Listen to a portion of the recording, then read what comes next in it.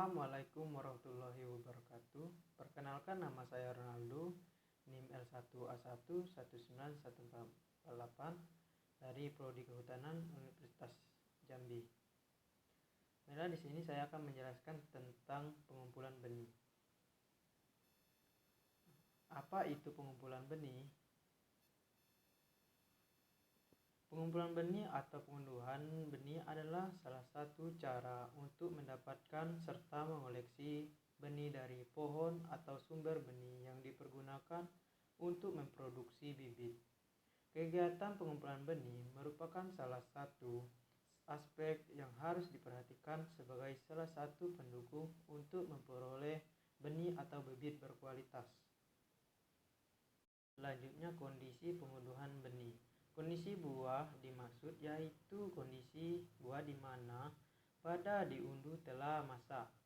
Benih disebut masak apabila secara fisiologis dapat berkecambah meskipun berkecambahan dapat terhambat karena dormansi. Buah atau organ pembentuk biji sudah masak pada saat benih juga masak. Dalam hal ini, proses pematangan buah dan biji biasanya sinkron sehingga kemasakan buah dan biji diperoleh pada waktu yang hampir bersamaan. Ada beberapa indikator yang dapat digunakan untuk menduga buah masak, yaitu yang pertama warna kulit, yang kedua buah, yang ketiga kadar air, yang keempat pisahnya benih dari buah, dan yang kelima buah dan yang rontok. Warna kulit. Perubahan warna kulit pada buah yang terjadi hampir pada seluruh jenis tanaman kehutanan maupun tumbuhan dapat dijadikan indikator untuk pemasakan buah benih. Perubahan warna merupakan efek dari produksi gula dan meningkatkan kadar air. Biasanya warna akan berubah menjadi lebih mengkilat dan warna menjadi gelap atau merah, jingga atau kuning. Dan untuk buah-buah yang tertentu, terutama untuk penyebarannya melalui kelelawar dan berdaging. Kemasakan buah ditandai dengan keluarnya bau atau aroma dari buah tersebut. Perubahan bau ini lebih diakibatkan oleh meningkatkannya produksi gula pada daging buah. Dan selanjutnya, kadar air. Tahap akhir pematangan benih atau buah adalah proses biokimia pada pembentukan cadangan protein dan hormon serta dehidrasi pada benih-benih ortodoks. Kadar air pada benih tergantung pada jenis dan kondisi lingkungan. Benih recalcitrant berkadar air relatif tinggi sekitar 25-30%. Benih ortodoks relatif kering dapat mencapai 5-10% selama proses pematangan. Misalnya benih dari buah. Proses terpisahnya benih dari buah atau pada tipe buah polong merupakan tanda bahwa buah atau benih telah masak. Proses tersebut dipengaruhi oleh terjadinya dehidrasi yang terjadi pada buah benih sehingga polong menjadi terbuka dan benih terpisah dari polong. Sedangkan untuk jenis konifer, proses dehidrasi akan menyebabkan terbukanya sisi. Yang selanjutnya, rontok. Buah yang telah mengalami proses fisiologis yang sempurna maka akan terlepas dari tangkai buah.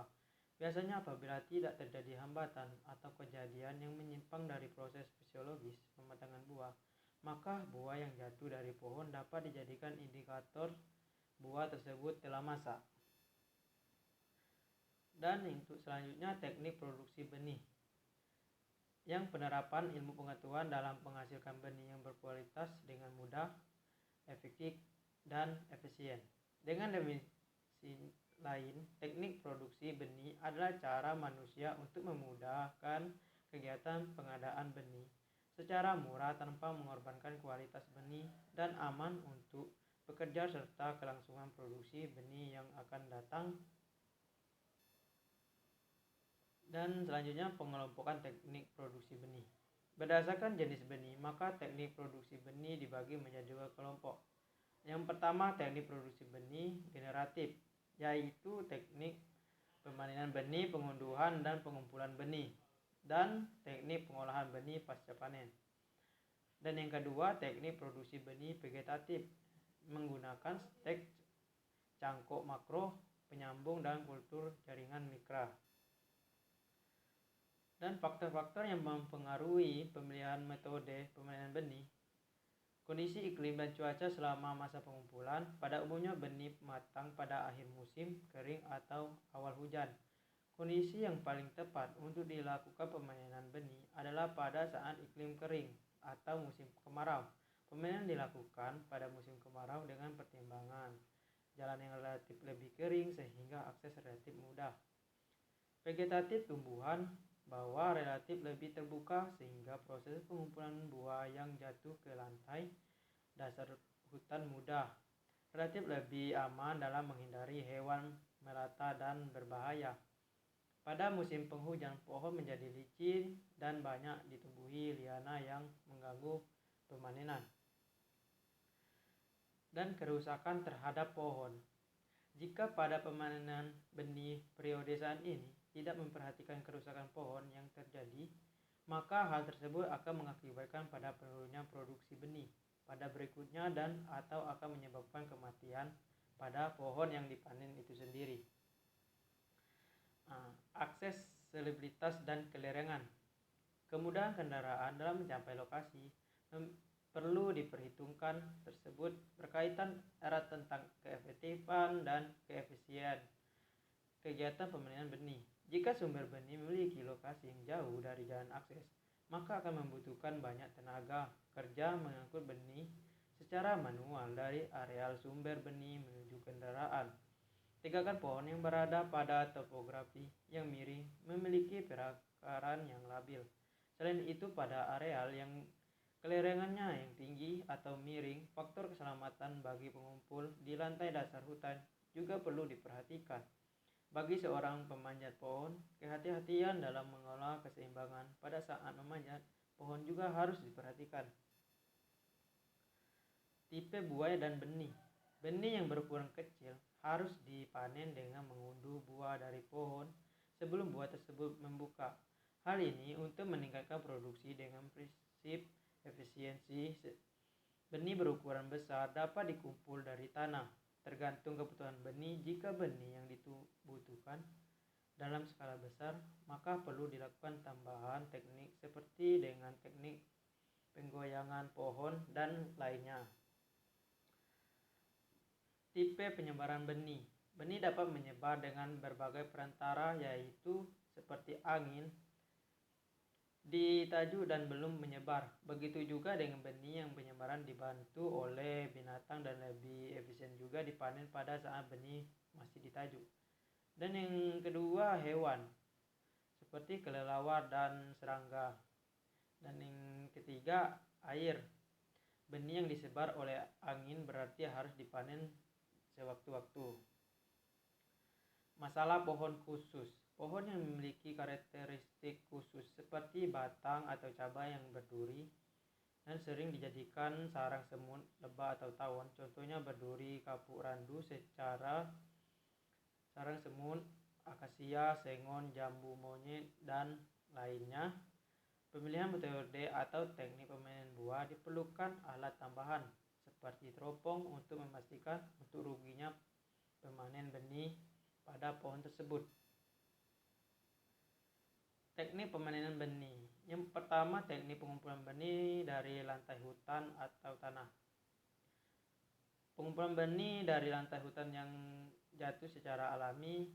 Teknik pemungutan langsung dilakukan dengan cara mengumpul buah yang jatuh serta menunjukkan ciri masa dalam diambil langsung dari tanah. Proses pengumpulan atau pengunduhan dapat diiringi dengan proses sortasi, di mana dalam hal ini buah yang baik secara fisik adalah buah dengan warna telah menunjukkan masa yang berisi ukuran buah besar atau standar, sehat, tidak diserang hama, utuh, dan terutama bagian serta tidak busuk. Kendala yang harus diantisipasi melalui teknik ini adalah proses pengumpulan relatif memerlukan waktu yang lama, atau dengan kata lain produktivitas persatuan waktu yang rendah.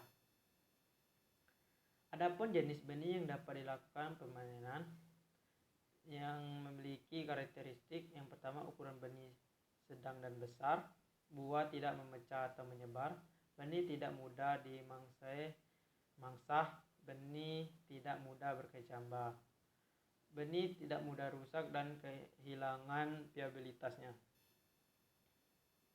Metode pemanenan benih dengan teknik ini memperhatikan hal-hal berikut.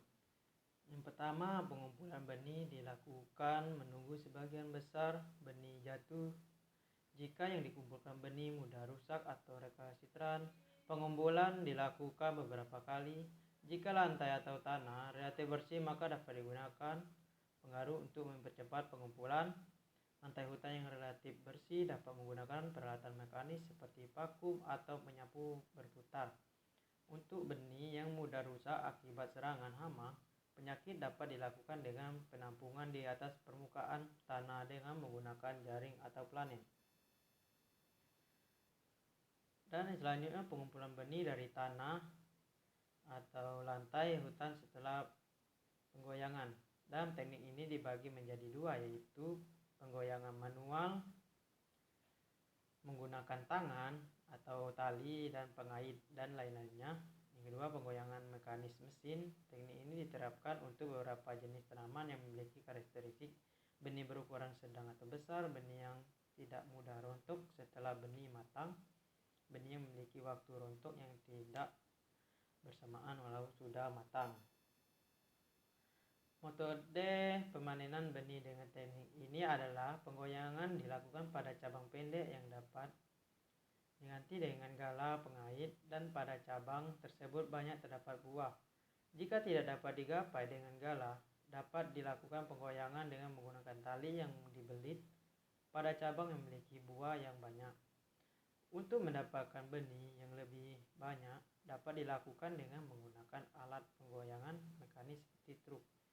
Lebih efektif dan efisien jika sebelum dilakukan penggoyangan di lantai hutan dibentangkan terpal atau jaring untuk menampung benih yang jatuh, sehingga mudah dalam pengumpulan benih tersebut.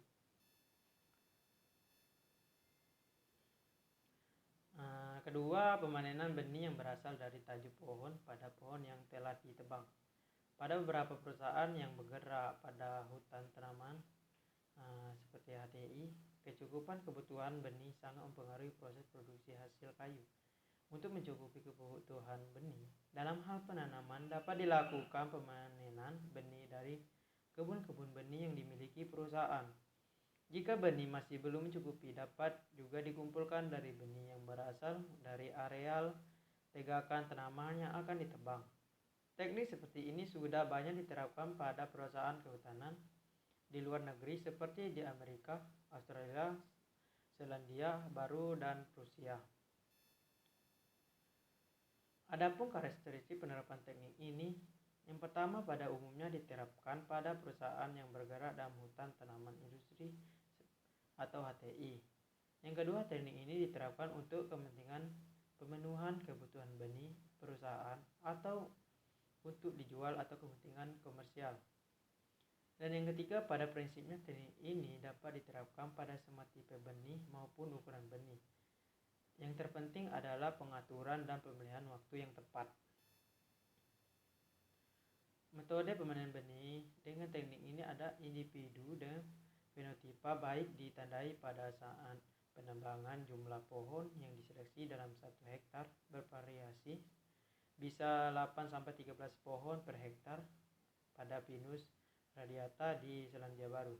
Namun jika tidak memperhatikan faktor fenotipa dan hanya memperhatikan kuantitas atau jumlah, maka bisa dikumpulkan pada semua pohon yang ada pada areal pohon tersebut. Dan yang ketiga, pengumpulan benih dilakukan secepat mungkin setelah pohon yang ditandai ditebang. Untuk yang keempat, keamanan pengumpulan benih dalam dilakukannya setelah semua pohon yang berada pada areal yang dihendaki telah ditebang. Dan yang kelima, atau dapat juga dilakukan sebelum proses kegiatan penebangan dilakukan. Yang keenam, untuk benih berukuran kecil lebih efektif dengan menggunakan alat penggaruk yang tidak bergerak atau rak.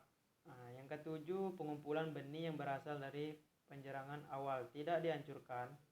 Hal tersebut dikarenakan sebelum ada kepastian fenotipa yang tepat tentang induknya. Selain itu, benih tersebut secara fisiologis masih mudah. Dan yang ke-8, benih dapat dikumpulkan langsung dari tajuk pohon yang teridentifikasi memiliki fenotipa yang baik, tidak membutuhkan tenaga kerja yang khusus dalam proses pengumpulan benih. Setelah pohon ditebang, benih dapat dikumpulkan dalam waktu singkat. Waktu pengumpulan relatif bebas dari pengaruh iklim dan cuaca.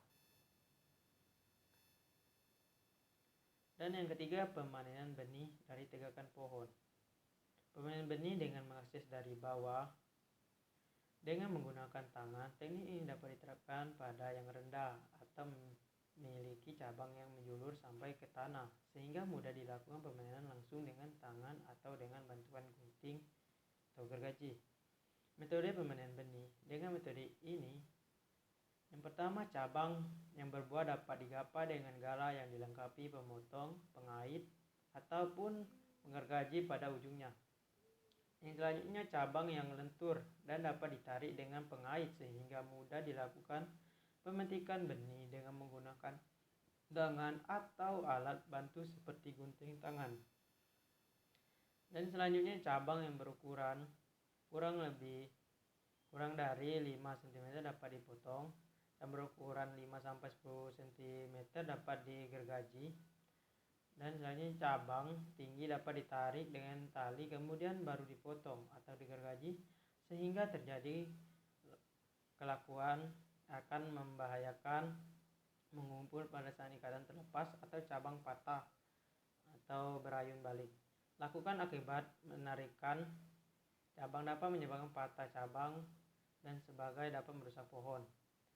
Pemotong cabang yang berubah terkadang masih tersangkut pada ranting atau cabang lain, sehingga produksi tidak maksimal.